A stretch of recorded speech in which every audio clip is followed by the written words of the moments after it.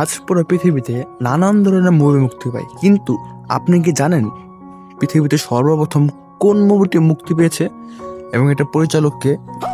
আজ আমরা বলবো পৃথিবীতে সর্বপ্রথম কোন মুভিটি মুক্তি।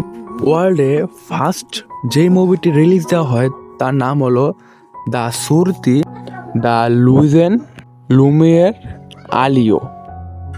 স্ক্রিনে দেখানো মুভিটি হচ্ছে এই মুভিটি। এটি বিশ্বের সর্বপ্রথম রিলিজ দেওয়া হয়। এটির পরিচালক লুই লুমিয়ের।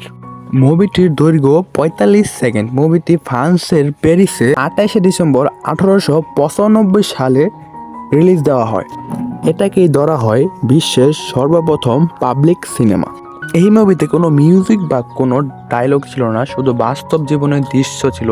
মুভিতে দেখানো হয়েছে লুমিয়ের ভাইদের কারখানা। কাজ শেষ করে শ্রমিকরা কারখানা থেকে বের হচ্ছে। আরও দেখানো হয়েছে মানুষের দৈনন্দিন জীবনযাপন। ওই মুভিটি এত গুরুত্বপূর্ণ কারণ এটি বিশ্বের প্রথম সিনেমা। এখান থেকেই আধুনিক চলচ্চিত্রের যাত্রা শুরু এবং হলিউড বলিউডের মুভির মূল ভিত্তি এই মুভিটি। তো আজ এই পর্যন্তই। ভিডিওটাকে ভালো লাগে চ্যানেলটাকে লাইক, কমেন্ট অ্যান্ড সাবস্ক্রাইব করে দিন। দেখা হবে নেক্সট ভিডিওতে এবং এরকম ইন্টারেস্টিং মুভি সম্পর্কে জানার জন্য চ্যানেলটাকে সাবস্ক্রাইব করে রাখুন। বা